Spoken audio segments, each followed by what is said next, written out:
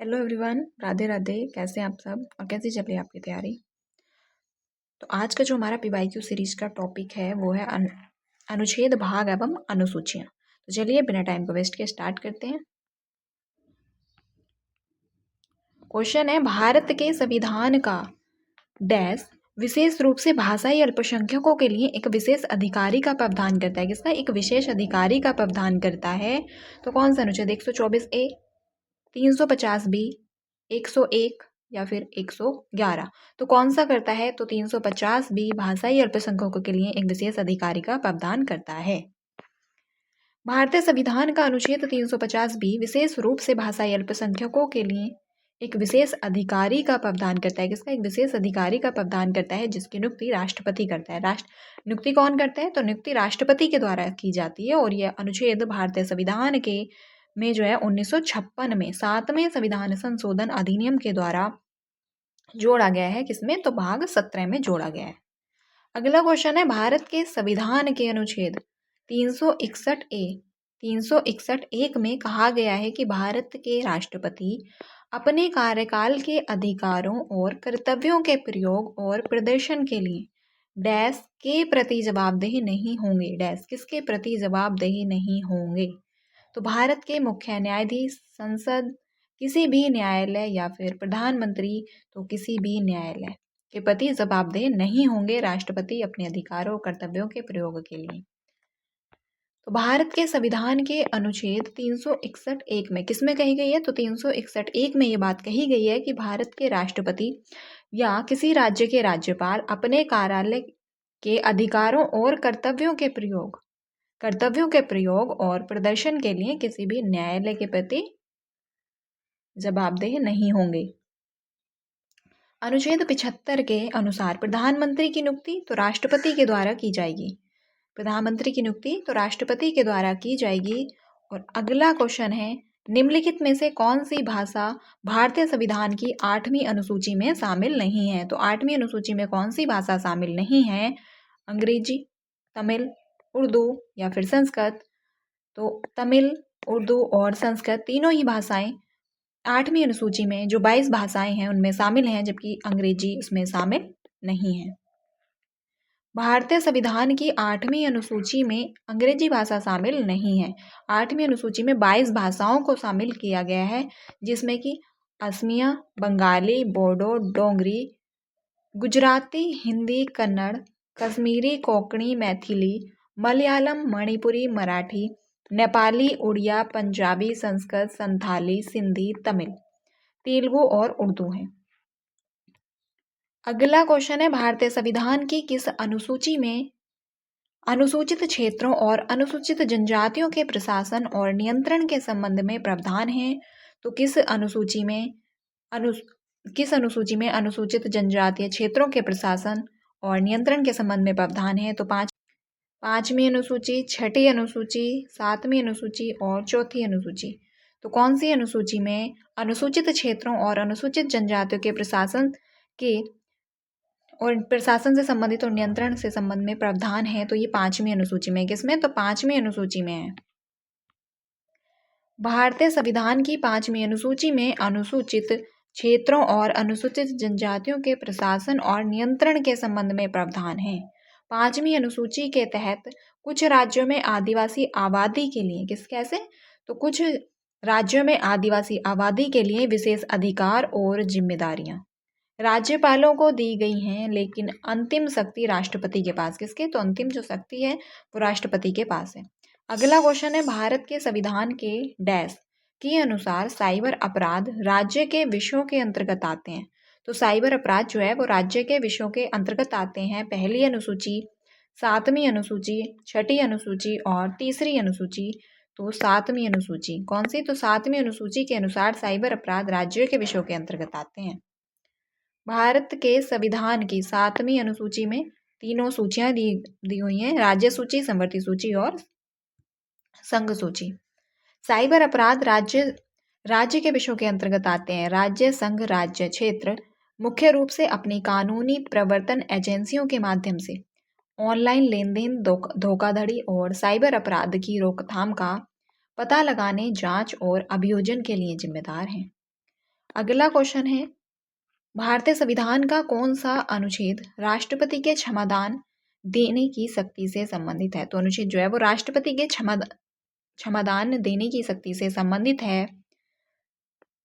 73, अनुच्छेद 75, 72 या फिर 74। तो क्षमादान से जो संबंधित है राष्ट्रपति के, वो अनुच्छेद 72 है, जिसमें लघुकरण, परिहार, कई प्रकार के क्षमादान है राष्ट्रपति के द्वारा दिए गए, जो आगे एक्सप्लेनेशन में हम देख लेंगे।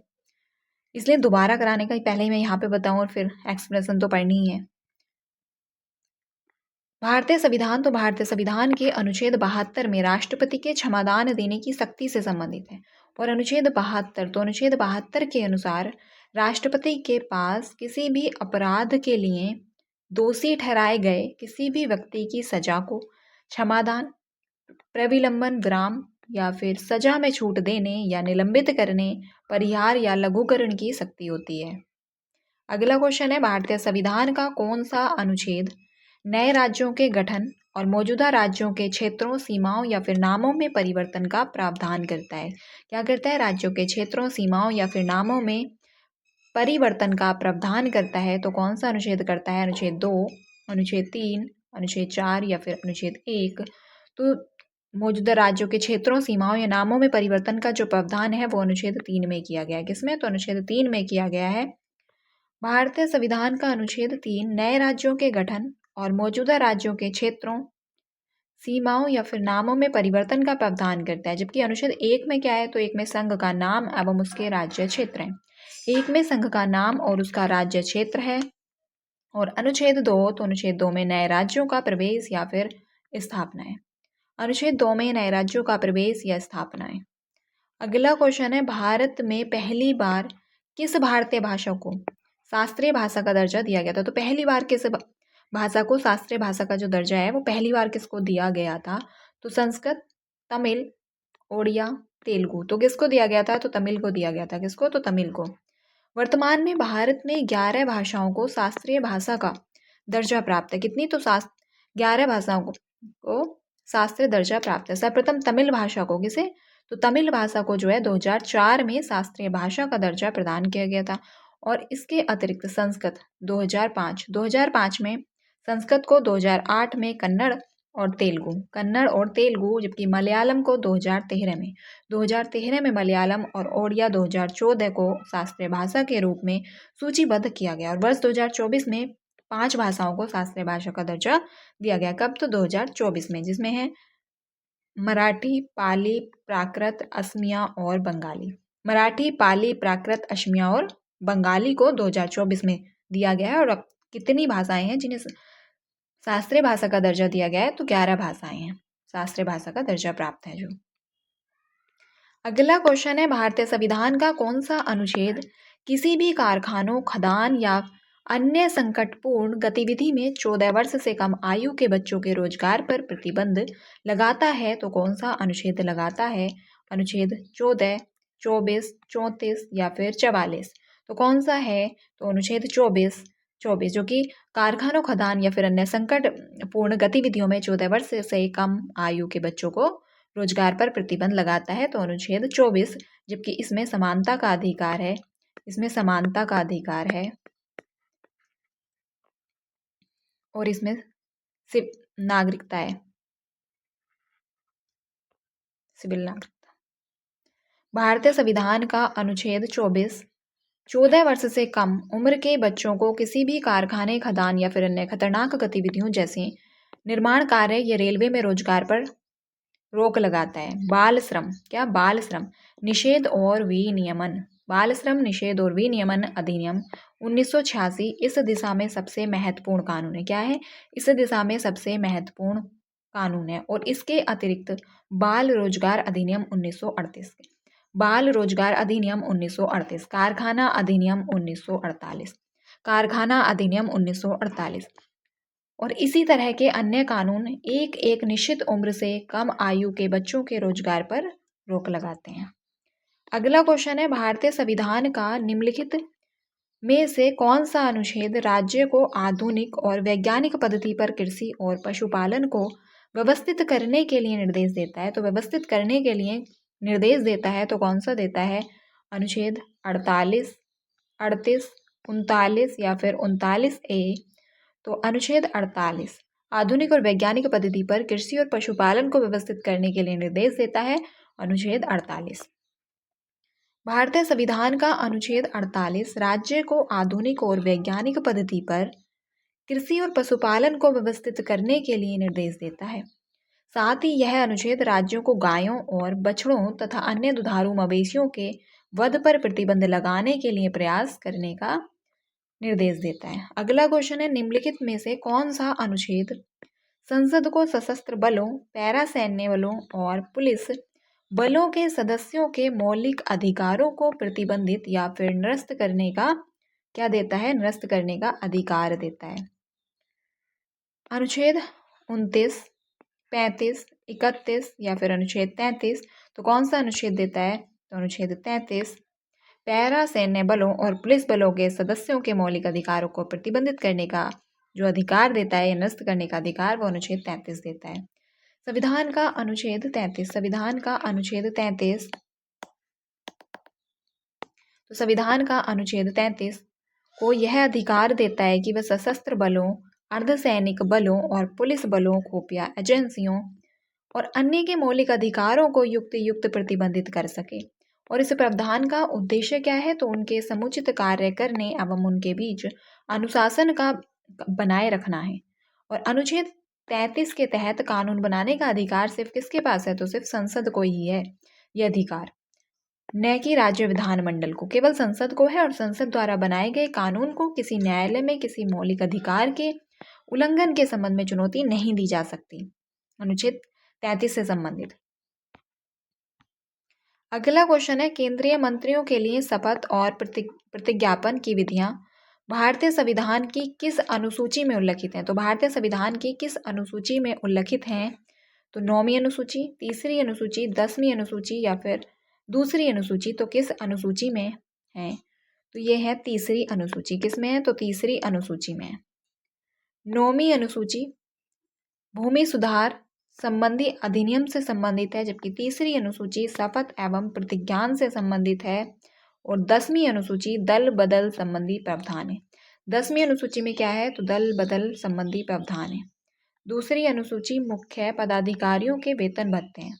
दूसरी अनुसूची में मुख्य पदाधिकारियों के वेतन भत्ते। अगला क्वेश्चन है, भारत के संविधान के किस अनुच्छेद में उच्च न्यायालयों को याचिका यानी कि रिट जारी करने का अधिकार दिया गया? किसको? तो उच्च न्यायालयों को। उच्च न्यायालयों को जो अधिकार दिया गया है। अनुच्छेद 224, अनुच्छेद 226, 227 या फिर 32। तो किसके तहत जो है वो दिया गया? किसको? तो उच्च न्यायालयों को, हाई कोर्ट को।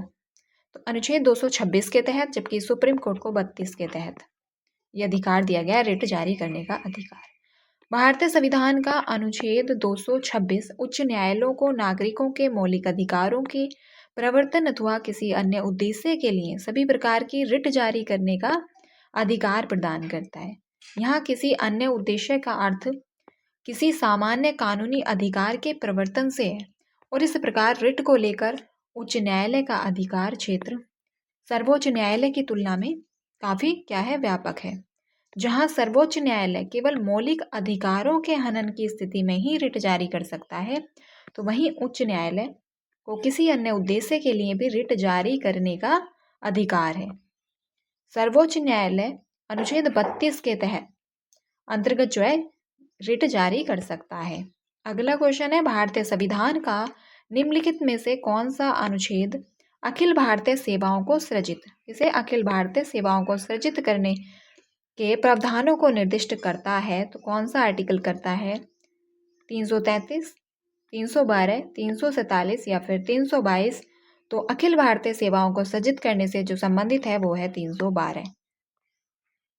भारतीय संविधान के अनुच्छेद 312 के अनुसार संसद को संघ और राज्यों के लिए एक या एक से अधिक अखिल भारतीय सेवाएं, एक अखिल भारतीय न्यायिक सेवा सहित बनाने का अधिकार प्राप्त है। क्या है? बनाने का अधिकार प्राप्त है। और इन सभी अखिल भारतीय सेवाओं की भर्ती संघ लोक सेवा आयोग द्वारा की जाती है। इन सभी अखिल भारतीय सेवाओं की जो भर्ती है वो संघ लोक सेवा आयोग द्वारा की जाती है। अगला क्वेश्चन है, भारतीय संविधान की निम्नलिखित में से भारतीय संविधान की निम्नलिखित अनुसूचियों में से कौन सी अनुसूची पंचायतों की शक्तियों, अधिकारों और जिम्मेदारियों को निर्दिष्ट करती है? कौन सी अनुसूची पंचायतों की शक्तियों, अधिकारों और जिम्मेदारियों को निर्दिष्ट करने से संबंधित है? 9वीं अनुसूची, 12वीं अनुसूची, 8वीं अनुसूची या फिर 11वीं अनुसूची? तो 11वीं अनुसूची जो है वो पंचायतों की शक्तियों, अधिकारों, जिम्मेदारियों को निर्दिष्ट करती है। भारतीय संविधान की 11वीं अनुसूची पंचायतों की शक्तियों, अधिकारों और जिम्मेदारियों को निर्दिष्ट करती है, जबकि 9वीं अनुसूची कुल अधिनियम या विनियमों का विधि मान्यकरण करती है और 12वीं अनुसूची नगर पालिकाओं आदि की शक्तियां, प्राधिकार एवं उत्तरदायित्व। 8वीं अनुसूची और भाषाएं। संविधान की 11वीं अनुसूची को 73वें संविधान संशोधन अधिनियम 1992 के द्वारा जोड़ा गया है। किसके? तो संविधान संशोधन अधिनियम 1992 के द्वारा जोड़ा गया है और इस अनुसूची में पंचायतों की शक्तियां, ग्रामीण गरीबी उन्मूलन, बाजार, सड़क और पीने का पानी जैसे आवश्यक विषय शामिल हैं। अगला क्वेश्चन है, भारतीय संविधान का कौन सा अनुच्छेद अल्पसंख्यकों को शैक्षणिक संस्थानों की स्थापना और प्रशासन का अधिकार देता है? तो भारतीय संविधान का कौन सा अनुच्छेद अल्पसंख्यकों को शैक्षणिक संस्थानों की स्थापना और प्रशासन का अधिकार देता है? तो अनुच्छेद 40, अनुच्छेद 10, अनुच्छेद 30 या फिर अनुच्छेद 20? तो पंचायतों में शैक्षणिक संस्था अनुच्छेद अल्पसंख्यकों, तो भारत कौन सा अनुच्छेद अल्पसंख्यकों को शैक्षणिक संस्थानों की स्थापना और प्रशासन का अधिकार देता है? तो अनुच्छेद 30, जबकि 40 है पंचायत से संबंधित। 10 नागरिकता से संबंधित है।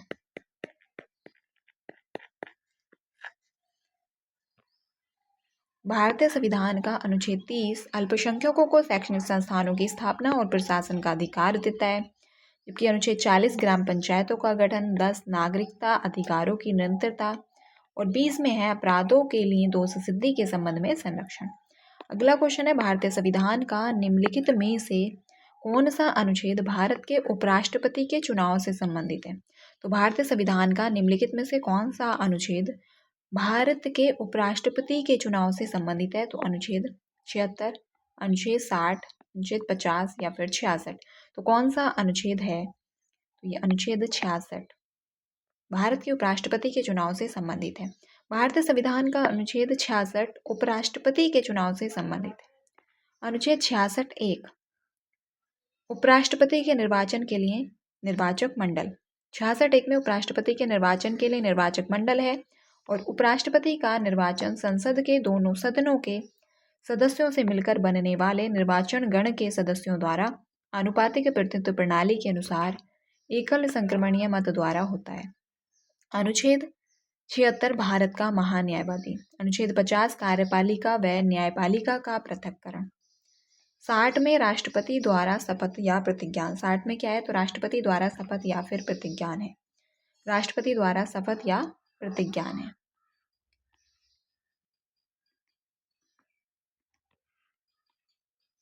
अगला क्वेश्चन है, भारतीय संविधान के निम्नलिखित में से किस भाग को डॉक्टर बी.आर. अम्बेडकर द्वारा भारतीय संविधान की अनूठी विशेषता के रूप में वर्णित किया गया है? तो अनूठी विशेषता किसे कहा गया है? तो भाग 6, भाग 9 या फिर भाग 4 या फिर भाग 3? तो किसे कहा गया है? तो ये भाग 4 को। भारतीय संविधान के भाग 4 राज्य की नीति के निर्देशक तत्व को डॉक्टर भीमराव अंबेडकर द्वारा भारतीय संविधान की अनूठी विशेषताओं के रूप में वर्णित किया गया है। अनूठी विशेषताओं के रूप में वर्णित किया गया है। भाग 3 मौलिक अधिकार से संबंधित उपबंध है, जबकि भाग 6 में क्या है? तो भाग 6 में राज्य और इसमें राज्य की कार्यपालिका क्या है? कार्यपालिका और विधानमंडल, राज्य की विधायी शक्ति या फिर राज्यों के उच्च न्यायालय और अधीनस्थ न्यायालय का उल्लेख है। राज्यों के उच्च न्यायालय और अधीनस्थ न्यायालयों का उल्लेख है। भाग 9 में पंचायती राज व्यवस्था का उपबंध है। किसका? पंचायती राज व्यवस्था का उपबंध है। अगला क्वेश्चन है, भारतीय संविधान का निम्नलिखित में से कौन सा अनुच्छेद राज्य को समान न्याय को बढ़ावा देने और गरीबों को निःशुल्क कानूनी सहायता प्रदान करने का निर्देश देता है? तो गरीबों को निःशुल्क कानूनी सहायता प्रदान करने का निर्देश देता है अनुच्छेद 44, अनुच्छेद 39(a), 40 या फिर 38? तो अनुच्छेद 39A गरीबों को निःशुल्क कानूनी सहायता का प्रावधान करता है। भारतीय संविधान के महत्वपूर्ण अनुच्छेद। अनुच्छेद 38 राज्य लोक सेवा लोक कल्याण राज्य लोक कल्याण की अभिवृद्धि के लिए सामाजिक व्यवस्था बनाएगा। अनुच्छेद 39A समान न्याय और निःशुल्क विधिक सहायता। 39A में समान न्याय और निःशुल्क विधिक सहायता है। 40 में क्या है तो ग्राम पंचायतों का गठन। अनुच्छेद 40 में ग्राम पंचायतों का गठन है। अनुच्छेद 44 में नागरिकों के लिए एक समान सिविल संहिता है। 44 में नागरिकों के लिए एक समान सिविल संहिता है। और संविधान में प्रावधान है कि 42 में संविधान संशोधन अधिनियम 1976 के माध्यम से जोड़ा गया है। अगला क्वेश्चन है भारतीय संविधान का निम्नलिखित में से कौन सा अनुच्छेद राष्ट्रीय आपातकाल से संबंधित है। तो राष्ट्रीय आपातकाल से कौन सा अनुच्छेद संबंधित है। 352, 356 या फिर 331 या फिर 360। तो 352। अगला क्वेश्चन है भारतीय संविधान का निम्नलिखित में से कौन सा अनुच्छेद राष्ट्रीय आपातकाल से संबंधित है। तो राष्ट्रीय आपातकाल से कौन सा अनुच्छेद जो है वो संबंधित है। अनुच्छेद 352, 356, 331 या फिर 360। तो राष्ट्रीय आपातकाल से संबंधित है अनुच्छेद 352 और 360 वित्तीय आपातकाल से संबंधित है। इससे तो वित्तीय से संबंधित है। भारतीय संविधान के अनुच्छेद 352 के अंतर्गत राष्ट्रीय आपातकाल की घोषणा राष्ट्रपति द्वारा युद्ध, बाह्य आक्रमण तथा सशस्त्र विद्रोह के आधार पर मंत्रिमंडल की लिखित सहमति पर की जाती है। लिखित सहमति चाहिए मंत्रिमंडल की। और किस आधार पर की जाती है तो युद्ध, बाह्य आक्रमण और सशस्त्र विद्रोह। राष्ट्रीय आपातकाल की उद्घोषणा को राष्ट्रपति किसी भी समय वापस लिया जा सकता है राष्ट्रपति के द्वारा। अगला क्वेश्चन है भारतीय संविधान के किस अनुच्छेद के तहत भारत के सर्वोच्च न्यायालय की स्थापना हुई थी। तो किस आर्टिकल के तहत सर्वोच्च न्यायालय की स्थापना हुई। 144, 134 या फिर 124 या 113। तो सर्वोच्च न्यायालय की जो स्थापना है, जो न्यायपालिका से संबंधित आर्टिकल है, वो 124 के तहत हुई है। तो भारतीय संविधान के अनुच्छेद 124 के तहत भारत के सर्वोच्च न्यायालय की स्थापना 28 जनवरी 1950 को किया गया है। और अनुच्छेद 124(1) के तहत भारतीय संविधान में कहा गया है कि भारत का एक सर्वोच्च न्यायालय होगा। क्या होगा? भारत का एक सर्वोच्च न्यायालय होगा। और वर्तमान में एक मुख्य न्यायाधीशों तथा 33 अन्य न्यायाधीश हैं। सर्वोच्च न्यायालय में जो है एक मुख्य न्यायाधीश और 33 अन्य न्यायाधीश हैं और टोटल मिलाकर 34 न्यायाधीश हैं। सर्वोच्च न्यायालय में न्यायाधीशों की नियुक्ति राष्ट्रपति के द्वारा तो राष्ट्रपति के द्वारा की जाती है और इनका जो कार्यकाल है वो 65 वर्ष होता है। अगला क्वेश्चन है भारतीय संविधान के निम्नलिखित अनुच्छेदों में से कौन सा अनुच्छेद राष्ट्रपति चुनाव की प्रक्रिया से संबंधित है। तो राष्ट्रपति चुनाव की प्रक्रिया से संबंधित अनुच्छेद 55, 72, 78 या फिर 60। तो कौन सा अनुच्छेद राष्ट्रपति चुनाव की प्रक्रिया से संबंधित है। तो राष्ट्रपति के चुनाव की प्रक्रिया से संबंधित अनुच्छेद है 55। 72 क्षमादान से संबंधित है। भारतीय संविधान के अनुच्छेद 54 में राष्ट्रपति का चुनाव एक निर्वाचन मंडल द्वारा किया जाएगा, ये बात कही गई है। जिसमें तो आर्टिकल 54 में कहा गया है कि राष्ट्रपति का चुनाव एक निर्वाचक मंडल द्वारा किया जाएगा, जिसमें संसद के दोनों सदनों के निर्वाचित सदस्य एवं राज्यों की विधानसभाओं एवं साथ ही राष्ट्रीय राजधानी क्षेत्र तथा संघ शासित क्षेत्र पुडुचेरी के निर्वाचित सदस्य सम्मिलित होते हैं। और अनुच्छेद 55 के अनुसार राष्ट्रपति का जो चुनाव है वो एकल संक्रमणीय मत के माध्यम से आनुपातिक प्रतिनिधित्व प्रणाली के अनुरूप किया जाएगा। किसके? तो एकल संक्रमणीय मत के माध्यम से आनुपातिक प्रतिनिधित्व प्रणाली के अनुरूप किया जाएगा। और राष्ट्रपति का कार्यकाल तो 5 वर्ष का होता है। राष्ट्रपति का कार्यकाल 5 वर्ष का होता है। राष्ट्रपति बनने के लिए जो न्यूनतम आयु होनी चाहिए वो 35 वर्ष होनी चाहिए। और राष्ट्रपति को शपथ कौन दिलाता है? तो सर्वोच्च न्यायालय के मुख्य न्यायाधीश दिलाते हैं। और राष्ट्रपति पर महाभियोग लगाकर संसद इन्हें पद से हटा सकती है। और जो महाभियोग की प्रक्रिया है वो अनुच्छेद 61 में दी हुई है। अगला क्वेश्चन है भारतीय संविधान का कौन सा अनुच्छेद बिना हथियार के शांतिपूर्ण रूप से एकत्र होने के अधिकार से संबंधित है। तो भारतीय संविधान का कौन सा अनुच्छेद बिना हथियार के शांतिपूर्ण रूप से एकत्रित होने के अधिकार से संबंधित है? तो अनुच्छेद 19(1)D, अनुच्छेद 19(1)C और 19(1)A या फिर 19(1)B। तो कौन सा शांतिपूर्ण तरीके से एकत्र होने से संबंधित है? तो 19(1)B, 19(1)B। अनुच्छेद 19(1)B बिना हथियार के शांतिपूर्ण रूप से एकत्र होने के अधिकार से संबंधित है। और अनुच्छेद 19 में मूल संविधान में 7 स्वतंत्रताएं, कितनी?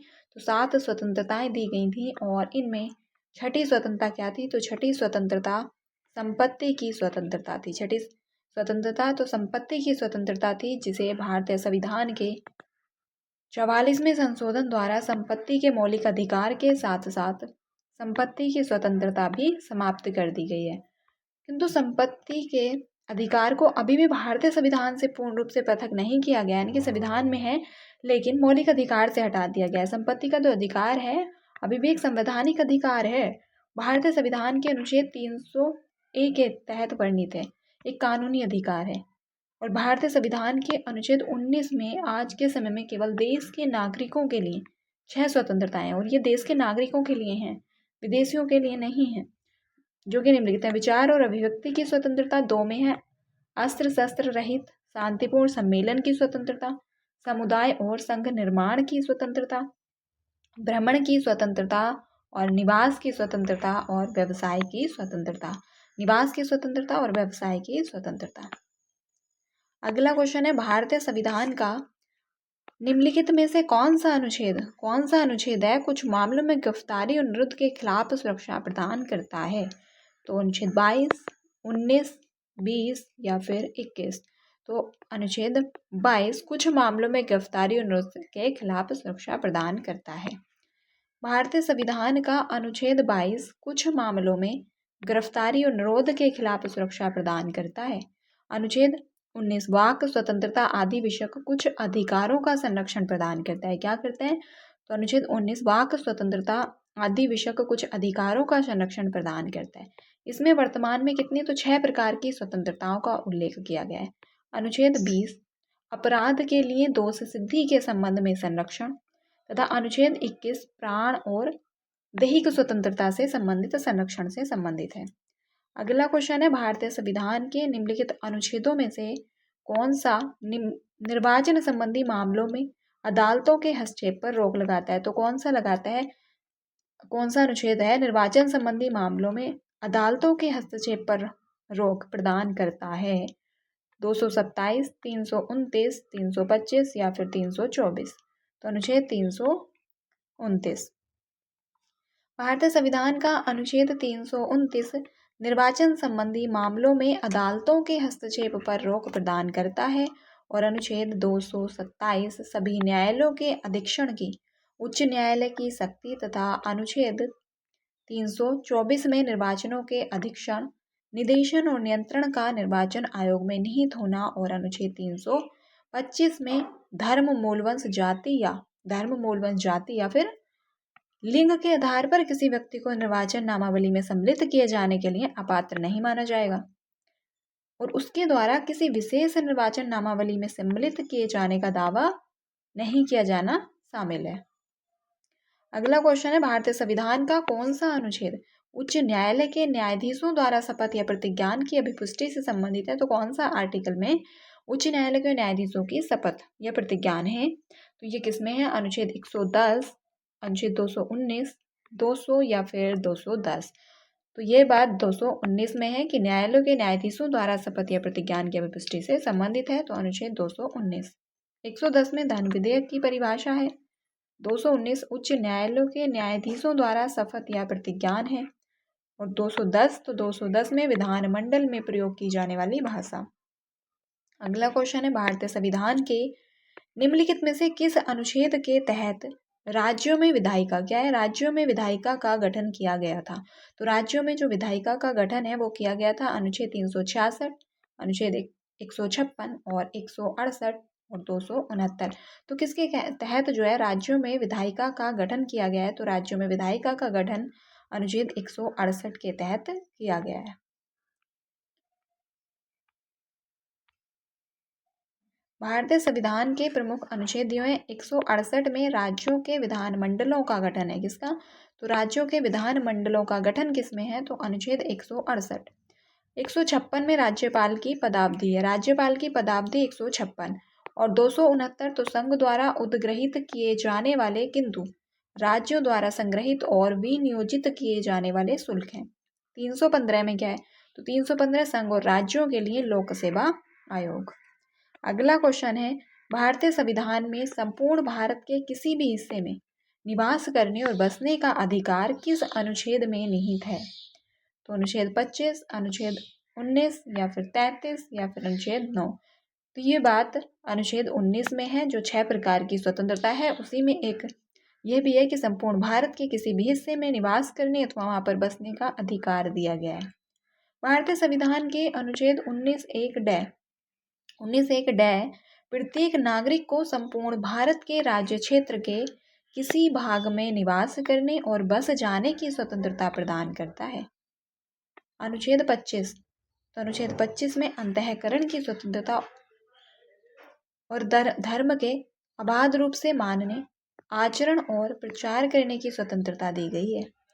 आचरण और प्रचार करने की स्वतंत्रता दी गई है।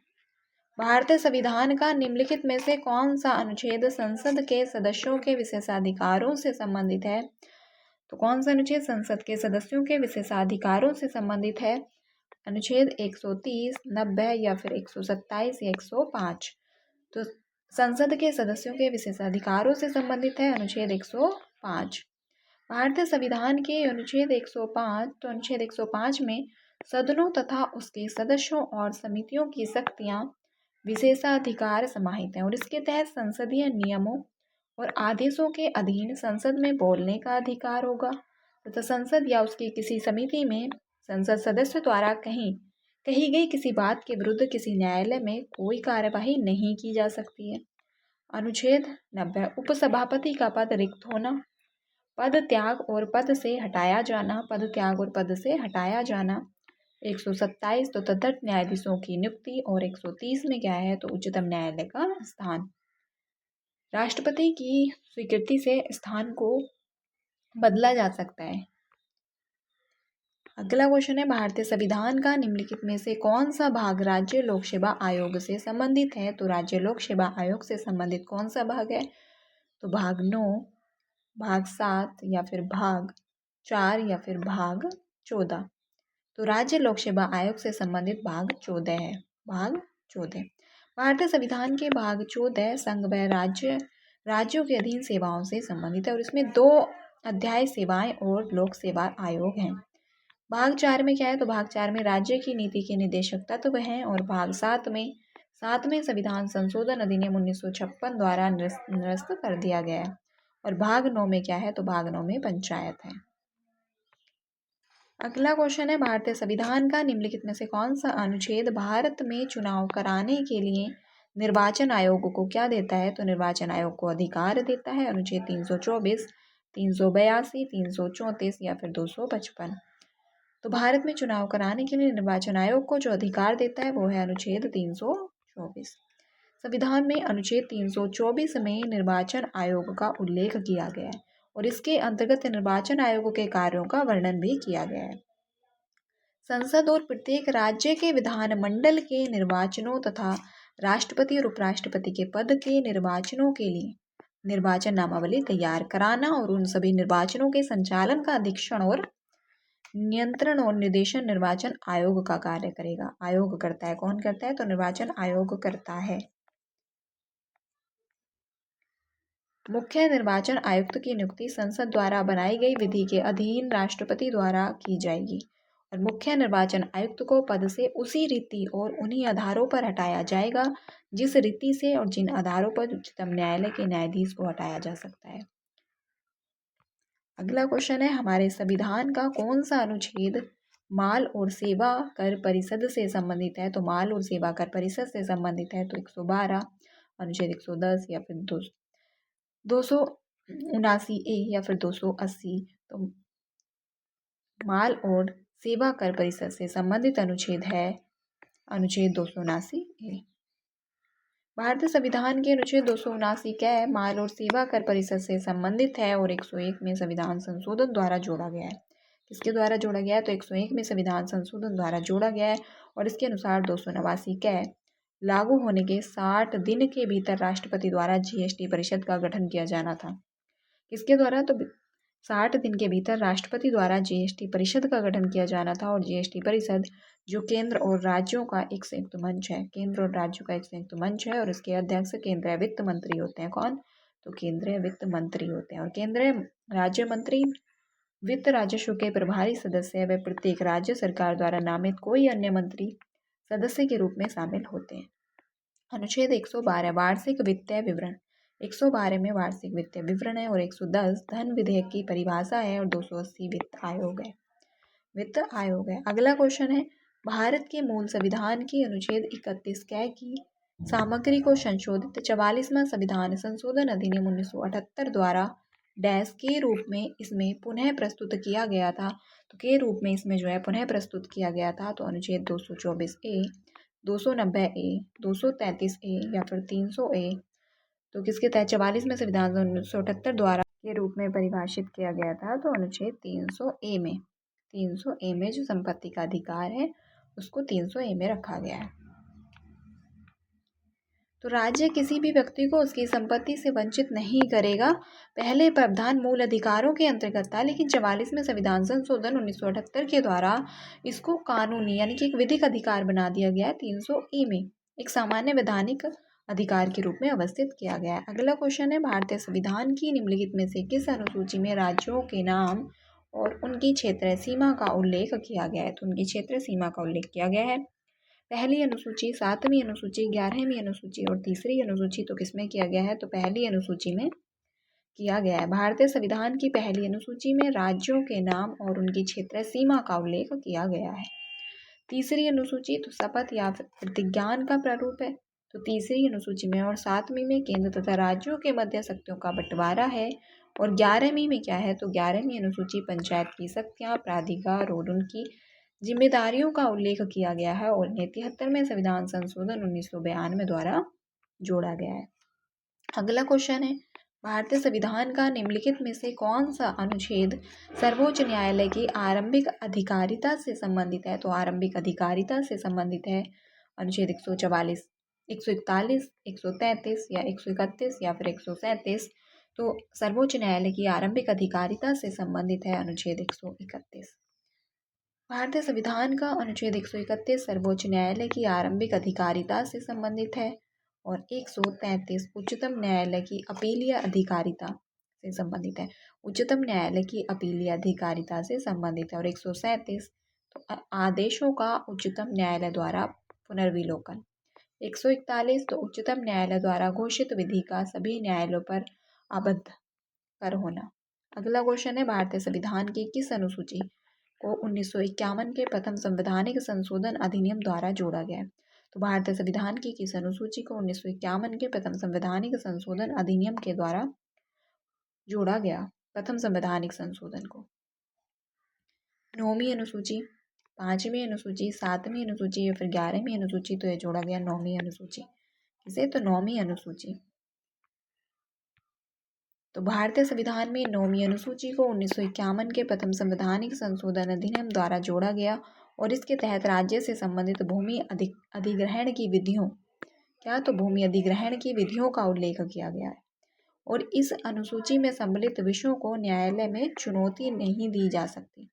क्या नहीं की जा सकती? चुनौती नहीं दी जा सकती। किंतु 24 अप्रैल 1973 को सर्वोच्च न्यायालय के केशवानंद भारती मामले में आए निर्णय के बाद संविधान की 9वीं अनुसूची में शामिल किए गए और किसी भी कानून की न्यायिक समीक्षा हो सकती है। वर्तमान में इस अनुसूची में 284 अधिनियम हैं।